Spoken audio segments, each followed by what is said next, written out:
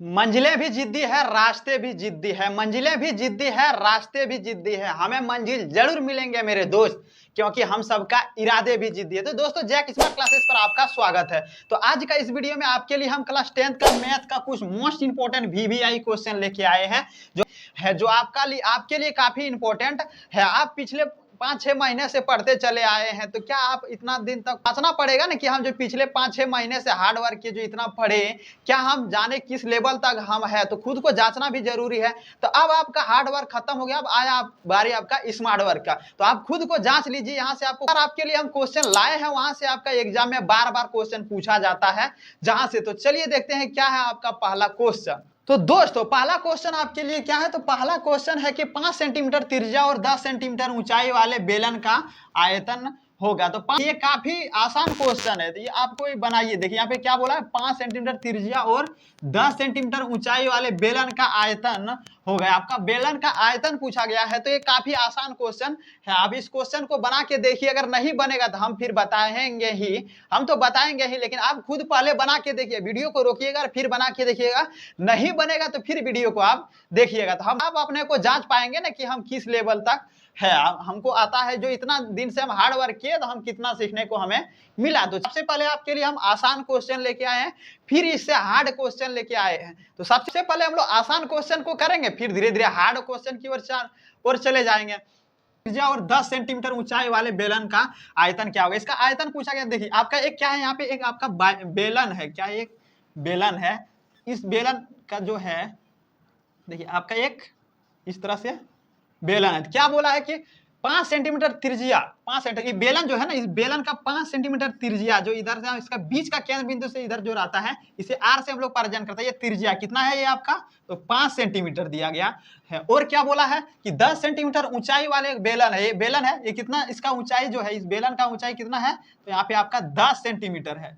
इस बेलन का जो ऊंचाई है ना, इसका 10 सेंटीमीटर ऊंचाई दिया गया है। तो हम लोग को बेलन का आयतन बोला है ज्ञात करना। तो आइए हम लोग इसका आयतन ज्ञात कर लेते हैं। तो आयतन का एक फॉर्मूला आता है। तो आयतन का फॉर्मूला क्या होता है आपका, तो 2r², देखिए h 2r² h आता है, इसका फॉर्मूला होता है। तो इसी फॉर्मूला से हम लोग का ये बनेगा। तो देखिए यहाँ पे 2 है, तो 2 रहने देते हैं। r बराबर हम लोग को क्या दिया गया, तो r से क्या होता है, हम लोग यहाँ पे त्रिज्या आता है। त्रिज्या बराबर क्या दिया गया, 5 सेंटीमीटर दिया गया है। तो यहाँ पे 5 रख लेते हैं। इसके बाद यहाँ पे क्या स्क्वायर है, तो 5 का ये स्क्वायर हो जाएगा। इसके बाद यहाँ पे क्या दिया गया हम लोग, h क्या दिया गया, लंबाई। h से क्या होता है यहाँ पे आपका, तो h से आपका लंबाई होता है, r से आपका यहाँ पे तो त्रिज्या होता है।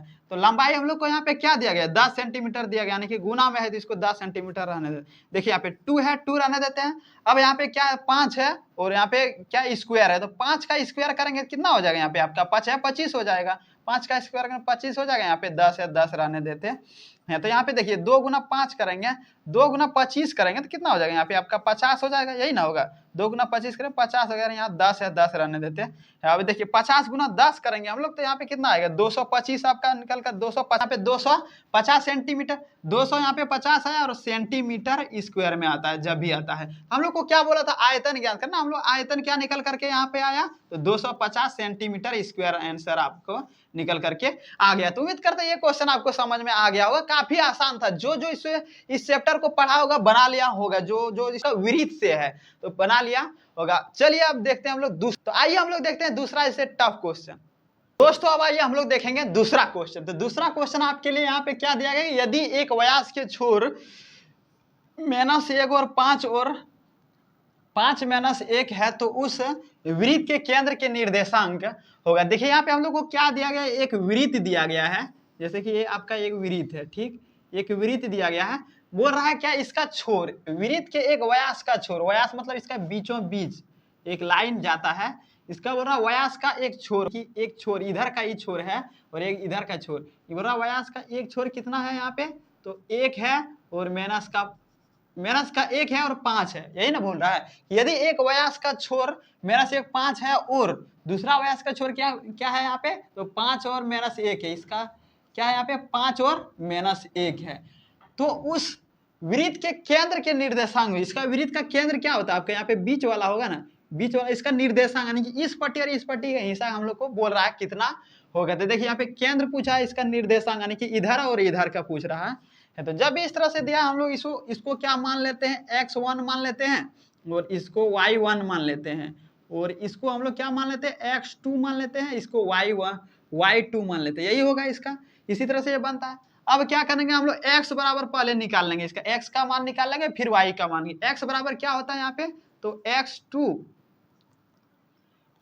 x बराबर हम लोग को यहाँ पे क्या होता है, x2 और प्लस में x1 होता है और बटे में इसका 2 होता है। यानी कि यहाँ पे दो संख्या है और दो से हम लोग क्या किए, इसमें भाग दे देंगे। x बराबर हम लोग का जो निकल जाएगा, फिर y बराबर हम लोग निकल जाएंगे, तो दोनों का छोर का पता चल जाएगा हम लोग को। तो देखिए यहाँ पे x बराबर निकाले तो x2 होगा, इसके बाद प्लस में x1 होगा, इसके बाद यहाँ पे 2 से हम लोग इसमें भाग लगा देंगे, दो संख्या 2 से भाग लग जाएगा। तो हम लोग को यहाँ पे x2 क्या दिया गया, 5 दिया गया है, हम लोग यहाँ 5 रख लेंगे, और प्लस में x1 यहाँ पे क्या देंगे, माइनस का 1, तो माइनस का 1 रख लेंगे, बटे में 2 हम लोग रख लेंगे। अब देखिए यहाँ पे क्या है, तो 5 में 1 जाएगा, आपका यहाँ पे 4 बचेगा, और बटे में 2। अब 2 से इसमें कटाएंगे तो कितना बार में कटेगा, 2 बार में कटेगा। यानी कि हम लोग को यहाँ पे x बराबर 2 निकल करके आ गया, और फिर हम लोग यहाँ पे y, अब y बराबर हम लोग को निकाल लेना है, तो यही ना पूछा था, y बराबर निकाल लेना, तो y2 हो जाएगा, और फिर प्लस में y1 हो जाएगा। इसके बाद यहाँ पे क्या करना है, इसमें भी इसी तरह से कर लेना है, y बराबर y2 प्लस में y1, और बराबर में क्या, बटे में आपका क्या हो जाएगा, यहाँ पे आपका 2 हो जाएगा। देखिए y2 क्या दिया गया, y2 आपका माइनस का 1 है, और y1 क्या दिया गया, तो यहाँ पे प्लस का 5 दिया गया, यही ना दिया गया। अब हम लोग को यहाँ पे क्या करना है, 2 है, 2 से इसमें भाग कर देना है। अब यहाँ पे देखिए -1 है और प्लस का यहाँ पे 5 है, तो -1 प्लस 5 में -1 जाएगा, तो यहाँ पे 4 बचेगा, यहाँ पे 2 है, 2 से भाग देंगे, 2 आ जाएगा। यानी कि एक को हम लोग x यहाँ पे रख लेते हैं, एक को y मान लेते हैं, तो x बराबर क्या है, 2 आया, और y बराबर भी 2 आया, यानी कि दोनों का छोर जो पूछा है हम लोग यहाँ पे क्या पूछा था, वृत्त के केंद्र के निर्देशांक। तो वृत्त के केंद्र के निर्देशांक क्या होगा, यहाँ पे हम लोग को वृत्त के केंद्र के निर्देशांक तो हम लोग यहाँ पे वृत्त के केंद्र के निर्देशांक क्या निकल करके आया, 2,2। यही आपका राइट आंसर निकल करके, यही आपका राइट आंसर हो जाएगा। इस तरह से क्वेश्चन आपका 3 नंबर में पूछा जाएगा, 3 ही नंबर में इस तरह से क्वेश्चन पूछा जाता है। तो उम्मीद करते हैं ये भी क्वेश्चन आपको समझ में आ गया होगा। अगर समझ में आया तो चलिए अब हम लोग चलते हैं तीसरा क्वेश्चन की ओर। तो दोस्तों आइए ना, अब आपके लिए हम लेके आए क्वेश्चन नंबर 3। तो क्वेश्चन नंबर 3 आपको क्या बोला गया है कि यदि बिंदु ए क्या दिया गया है, 1,2 और फिर बिंदु ओ 0,0 फिर सी ए बी संरेख है, तो देखिए यहाँ पे हम लोग को दिया है संरेख है, तो इस तरह से क्वेश्चन आपको पूछा जाता है। अब इसमें आप बता जाएंगे भाई साहब यहाँ पे ये दिया गया है, बिंदु दिया गया है ये संरेख है, तो अब इसमें कुछ बोल भी नहीं क्या, संरेख है तो, अब संरेख है क्यों, तो आप लोग क्या समझेंगे, आप लोग बता जाएंगे। लेकिन ये भाई साहब इसमें समझना पड़ेगा आपको, क्योंकि इस तरह से क्वेश्चन आपका 5 नंबर में पूछा जाता है, 1-2 नंबर में नहीं, 5 नंबर में पूछा, तो समझेंगे नहीं तो कैसे होगा, समझना तो पड़ेगा ना। तो यहाँ पे क्या दिया, बिंदु ए, यानी कि मान लीजिए जहाँ पे आपको 3 को दिया रहेगा, देखिए यहाँ पे एक ये दिया है, एक ओ दिया है, एक यहाँ पे आपका क्या दिया है, सी दिया है, इस तरह से दिया। यानी कि देखिए 3 कोण किस में होता है, एक त्रिभुज में ही होता है ना आपका, 3 कोण किस में होता है, त्रिभुज में होता है। तो हम लोग यहाँ पे एक त्रिभुज बना लेना है सिंपल से, बस आपको समझ में आ जाएगा झाट से। जैसे हम लोग यहाँ त्रिभुज बनाए ना, आपको खाट से आपका दिमाग में समझ में आ जाएगा। अरे साला, जब भी यहाँ पे 3 को आपको बोला और कुछ नहीं बोला है, तो इसको सिंपल से हम लोग ए मान लेना, इसको ओ मान लेना, इसको सी मान लेना। देखिए ओ क्यों दिया गया, आपको अर्झरवाने के लिए दिया गया ओ, आपको बकवाने के लिए वो दिया गया, क्योंकि यहाँ पे ए है, यहाँ पे बी रहता तो आप नहीं बकाते, यहाँ पे ए यहाँ पे बी। अब यहाँ पे आपका ओ दे दिया गया, आप बकाने लगे, साला ओ बिठाएंगे तो बिठाएंगे कहाँ, तो यहाँ पे ए है, इसके बाद यहाँ पे सी दे या फिर ओ दे, आग बकाने लगेंगे, तो आप आग बकाने का आपको कोई जरूरत नहीं है। यहाँ पे देखिए ओ दिया है, तो ओ रहे या फिर बी रहे, कुछ भी रहे, आपको आग बकाने का टेंशन नहीं। यहाँ पे ए है, सिंपल से यहाँ पे जो रहेगा बीच में दिया वहां यहाँ दे देना है, और जो लास्ट में रहेगा उसको इधर देना है। फर्स्ट वाले ऊपर में लिखना, सेकंड वाले इस कोना में लिखना, और थर्ड वाले इस कोना में हमेशा लिखना जो भी दिया रहे। यहाँ पे सी नहीं है, डी और डी निकल रहा था, तो उधर हम लोग देते क्या था इसमें, इसको आइए अच्छा से इसको बना लेते ताकि आपको और अच्छा से समझ में आ जाएंगे। क्या पढ़ना ही है तो अच्छे से पढ़ना है, क्या मजाक मजाक में पढ़ाई करो लेकिन पढ़ाई में मजाक नहीं करो, क्या मजाक मजाक में पढ़ाई करो लेकिन पढ़ाई में मजाक नहीं करो। हमेशा अपना माँ बाप का सर ऊंचा रखो, कभी नीचे मत होने दो। क्या तो हमेशा अपना माँ बाप का सर ऊंचा रखना है। तो भाई सब ऊंचा कब रहेगा, जब पढ़ेंगे, अच्छा नंबर लाएंगे, तभी बोलेगा कि फलानवा का बेटा इतना नंबर आया, फलानवा का बेटी इतना नंबर लाया। तो माँ बाप का नाम कैसे रोशन होता है? उसका बेटा बेटी से नाम रोशन होता है। जिसका देखिए, जिसका पिताजी नाम रोशन कर चुका है, जिसका पिताजी नाम रोशन कर चुका है, तो उसका पिताजी के थ्रू उसका बेटा बेटी का नाम रोशन होगा। और जिसका माँ बाप रोशन नहीं कर चुका है अपना नाम, तो जिसका बेटा बेटी नाम रोशन करेगा, उसका बेटा बेटी से उसका माँ का नाम रोशन होगा। ये ऐसे ही ना होगा। तो आप लोग का नाम कब रोशन होगा? जब पढ़ेंगे, कुछ बनेंगे तभी तो। अब आप फेल हो जाएंगे तो क्या आपका माँ बाप का नाम रोशन होगा? तो कब पढ़ेंगे तब होगा, अच्छा नंबर लाएंगे। तो इसी तरह से सर झुका के हुमच के पढ़िए। अभी आप लोग को माँ बाप सर छोड़कर, सारा चीज छोड़कर सिर्फ पढ़ाई पे लगाया है, लेकिन आप लोग पढ़ाई करते नहीं है। पढ़ाई को छोड़कर हर चीज करने पे लग जाते हैं। लेकिन आप लोग को अभी एज है पढ़ाई करने का, पढ़ाई करो, माँ बाप का नाम रोशन करो। क्या? तो देखिए यहाँ पे ए है, ज्यादा नहीं बोलेंगे, आप लोग भी गुस्साने लग जाइए, सर ज्यादा फटर फटर आप करते हैं, इसीलिए कम बोलना ही अच्छा है। क्या? यहाँ पे ओ है, यहाँ पे सी है, लिख दिए। अब देखिए यहाँ पे ए आपको क्या दिया गया है? यहाँ पे ए दिया है 1, और यहाँ पे फिर कोमा क्या है? यहाँ पे 2 है, 2 रख देते हैं। फिर यहाँ पे ओ क्या दिया गया है? यहाँ पे 0 है और फिर 0 है, रख देते हैं। यहाँ पे ए बराबर क्या दिया गया है? ए कोमा में बी दिया गया, बस यही दिया गया। अब हम लोग को यहाँ पे क्या करना है? इसको हम लोग x1 रख लेना है, इसको y1 रख लेना है। हो गया। अब इसको हम लोग मान लेना है x2, इसको मान लेना है y2। अब इसको हम लोग मान लेना है x3, इसको मान लेना है y3। बस। अब इसमें क्या होता है? त्रिभुज था, तो यहाँ पे त्रिभुज बराबर एक फॉर्मूला आता, तो आपको फॉर्मूला याद होना चाहिए। अगर याद नहीं रहेगा तो कैसे बना पाइए? नहीं बनेगा। इसका आता है 1/2, इसका फॉर्मूला आता है 1/2 x1। आप लोग जैसे देखेंगे ना, आधा आ जाएगा। अगर पढ़े होंगे चैप्टर, ये चैप्टर तो आपको आधा हो जाएगा। 7 चैप्टर से है ये, 7 चैप्टर अगर आप पढ़े होंगे ना तो आपको फॉर्मूला याद हो जाएगा। नहीं पढ़ेंगे तो नहीं याद आएगा। देखिए x1, इसके बाद यहाँ पे y2 माइनस में y3 आता है आपका। फिर यहाँ पे क्या आता है? प्लस है तो प्लस रख देंगे, प्लस दे देंगे। इसके बाद x2 बराबर यहाँ पे y3 माइनस में y1 हो जाएगा यहाँ पे। फिर यहाँ पे प्लस में आ जाएगा x3, इसके बाद यहाँ पे y1 माइनस में y2 आ जाएगा। अब आपको याद आ गया होगा, हाँ सर जी इस क्वेश्चन तो हम लोग, इस फॉर्मूला को तो हम लोग पढ़े थे। अगर पढ़े होंगे तब, अगर नहीं पढ़ेंगे तो समझे में नहीं आएगा साला लिख क्या रहा है। देखिए लिख क्या रहा है? यहाँ पे x था, हम लोग यहाँ पे x1 रखे थे ना, तो यहाँ पे x रख दिया। अब क्या किया? सिंपल, यहाँ पे x1 रखे, इसके बाद ब्रैकेट में इसको बंद कर दिया। तो यहाँ पे y, यहाँ पे x1 माने हैं तो हम लोग y1 रख लेना है। इसके बाद यहाँ पे माइनस में क्या किया? y3 रख दिए।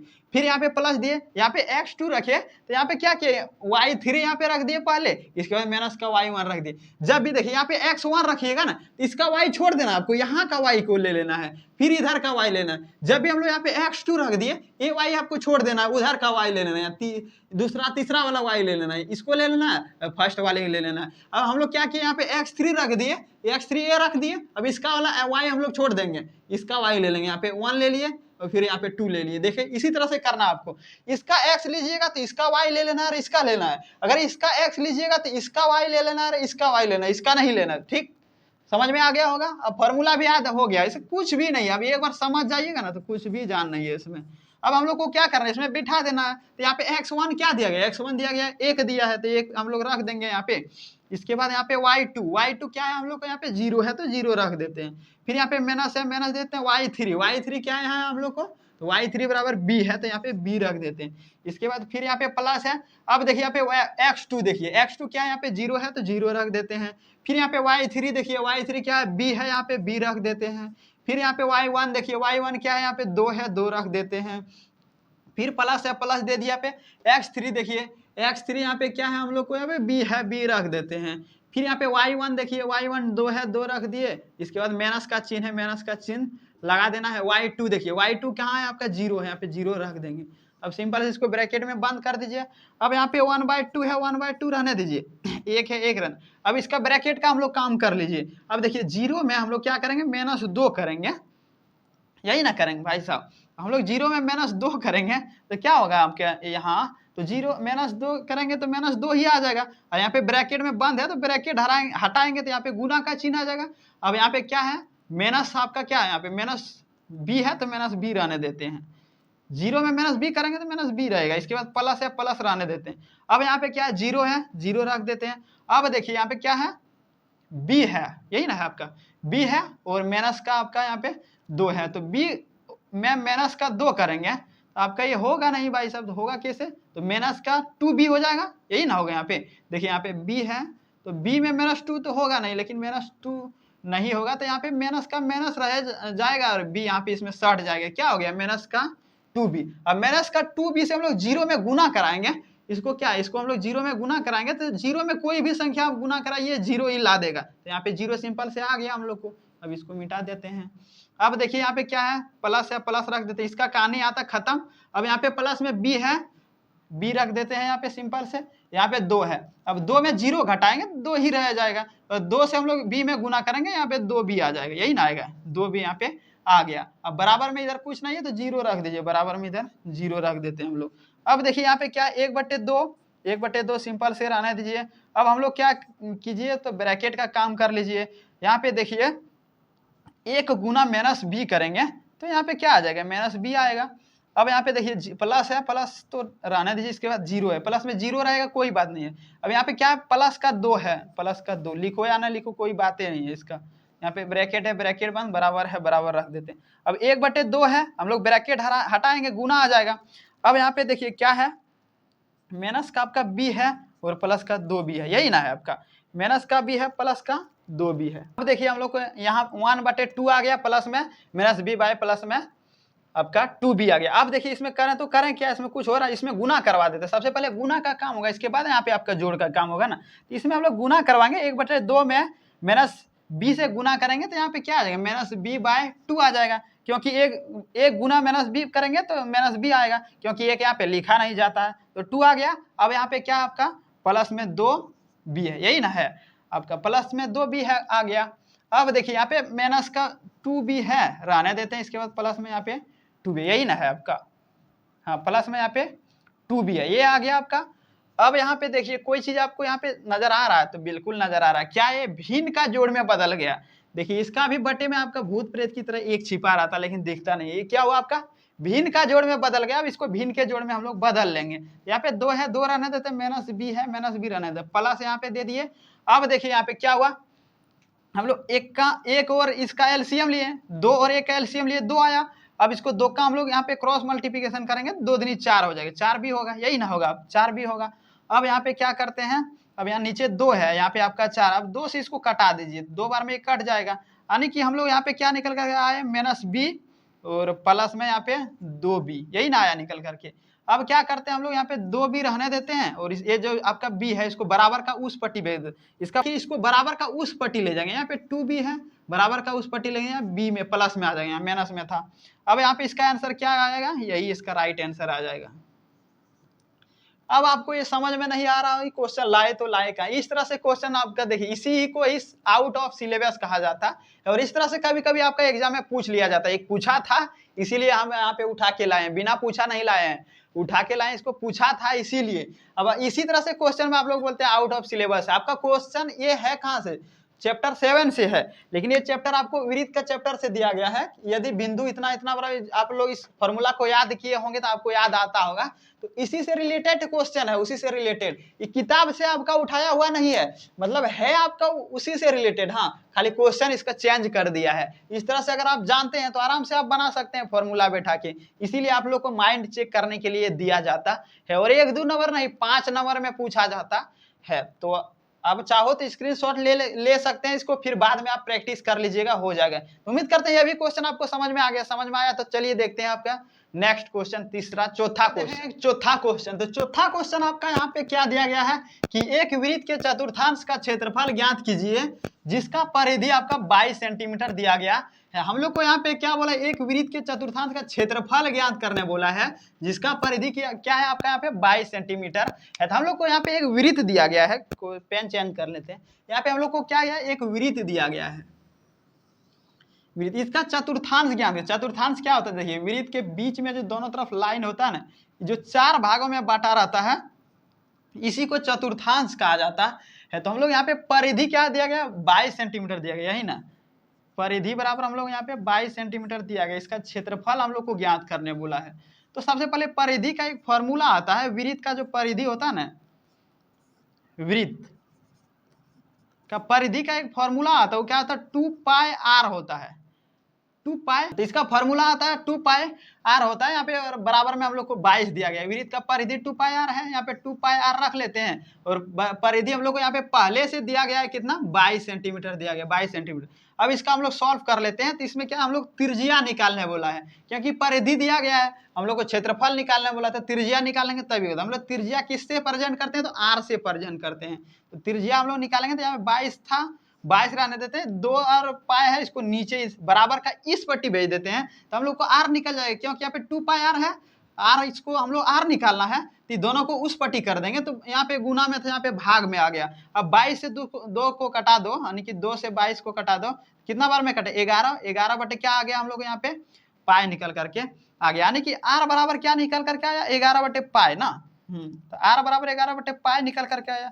अब हम लोग को यहाँ पे क्या पूछा है, वृत्त का क्षेत्रफल पूछा है, यही ना पूछा है, वृत्त का क्षेत्रफल। तो वृत्त का क्षेत्रफल का फॉर्मूला क्या होता है यहाँ पे आपका, तो पाई आर स्क्वायर होता है, यही ना होता है, तो वृत्त का क्षेत्रफल पाई आर स्क्वायर होता है।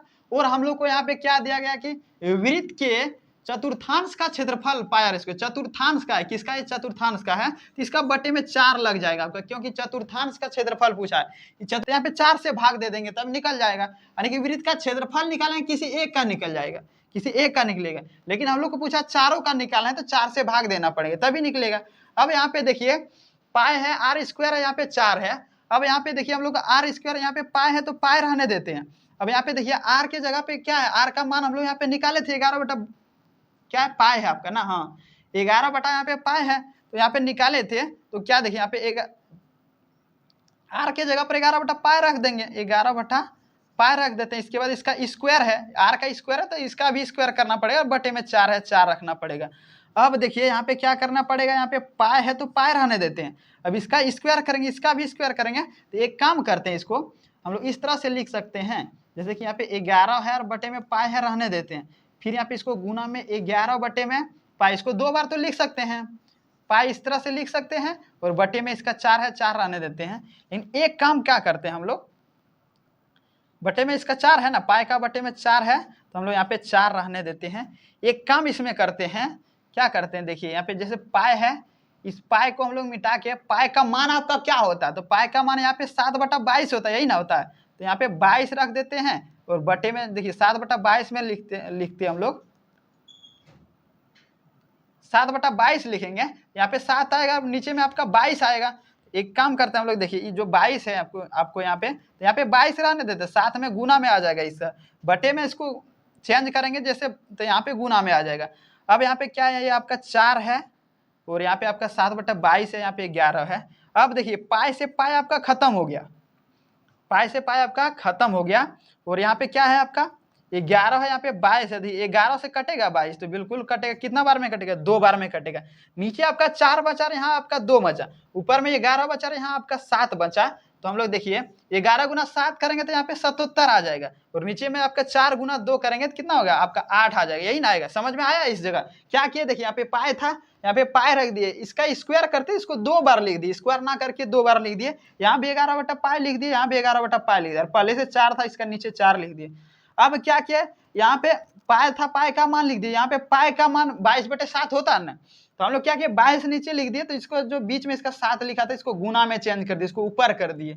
अब यहाँ पे हो गया, अब यहाँ क्या किया, पाई से पाई खत्म हो गया, अब यहाँ पे 11 था, 11 दूना 22 कटा, 2 बार में कट गया, अब नीचे 4 बचा, 2 बटा 4 गुना 2 कर दिए, 4 और 2 बचा, 4 गुना 2 की 8 आ गया, अब ऊपर में 11 यहाँ पे 7 है, 11 गुना 7 किए तो यहाँ पे 77 आ गया, यानी कि इसका यहाँ भी आपका आंसर आ गया, इसका भी सही लिख सकते हैं। अब चाहो तो इसको भाग दे के भी लिख सकते हैं, लेकिन हम यहीं पे आपका लिख देते हैं, ये भी आपका राइट आंसर हो जाएगा, ये भी आपका गलत नहीं होगा। इस तरह से क्वेश्चन आपका 3 नंबर में पूछा जाता है हमेशा। तो उम्मीद करते हैं चौथा क्वेश्चन भी समझ में आ गया। अब आइए हम लोग देखते हैं 5वां क्वेश्चन, जो कि आपका आखिरी क्वेश्चन रहेगा। तो आइए अब हम लोग देखेंगे क्वेश्चन नंबर आपका 5, जो कि आपका आखिरी क्वेश्चन है, हम बता रखें। अब देखिए सारा क्वेश्चन आपका था क्या, वृत्त से था, एक क्वेश्चन आपको उठाए हम कहां से, तो ये आपका एपी से है, जो समांतर श्रेणी है। एपी का हम पहले करवा रखे हैं, एपी का मोस्ट इंपोर्टेंट वीवीआई क्वेश्चन सारा हम पहले करवा रखे हैं। आप नहीं देखे हैं तो इसी चैनल पे होगा, आप जाके देख लीजिएगा, मेरे प्ले लिस्ट में जाके, जैसे मेरे फाइल में जाइएगा ना तो वहां पे दिख जाएगा आपका समांतर श्रेणी लिखा हुआ, आपका थंबनेल आएगा, उस पर टच कीजिएगा, आप सारा दिख जाएगा, वहाँ सारा VVI क्वेश्चन करवा रखे हैं।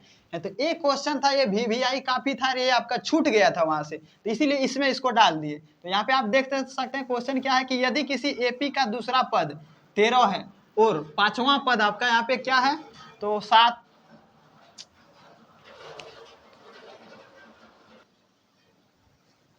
देखिए क्वेश्चन क्या है यहाँ पे आपका, यदि किसी AP का दूसरा पद आपका 13 है और पांचवा पद आपका क्या है यहाँ पे 25 है, तो सातवां पद क्या होगा।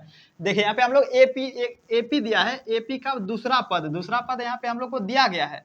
दूसरा पद क्या दिया गया है यहाँ पे हम लोग, तो यहाँ पे 13 दिया गया है, और पांचवा पद क्या दिया गया है यहाँ पे, तो हम लोग को यहाँ पे 25 दिया गया है। हम लोग को क्या पूछा है यहाँ पे, तो सातवां पद इसका क्या होगा।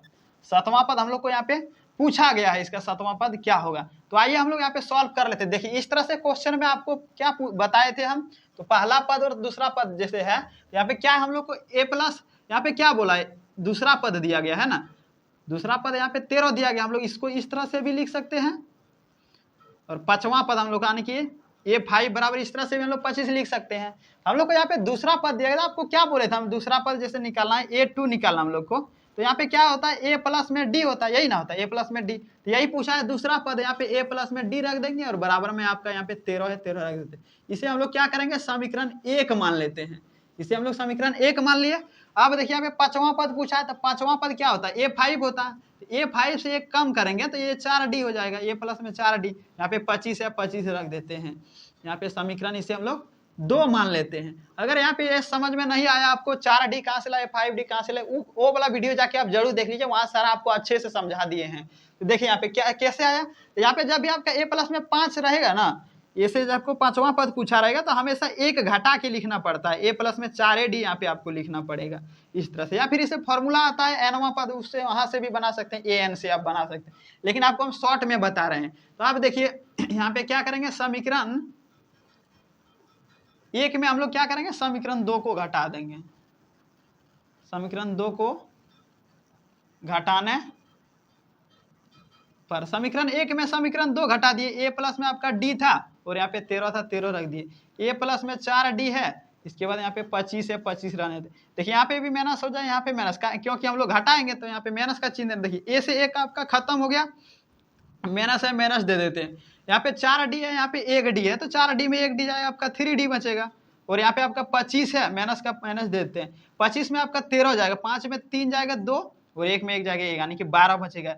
माइनस से माइनस कहानी खत्म। अब यहाँ पे 3 है, 3 से हम लोग कटाएंगे, 12 कितना बार में कटेगा, 4 बार में कटेगा, यानी कि D बराबर हम लोग को यहाँ पे 4 निकल करके आ गया।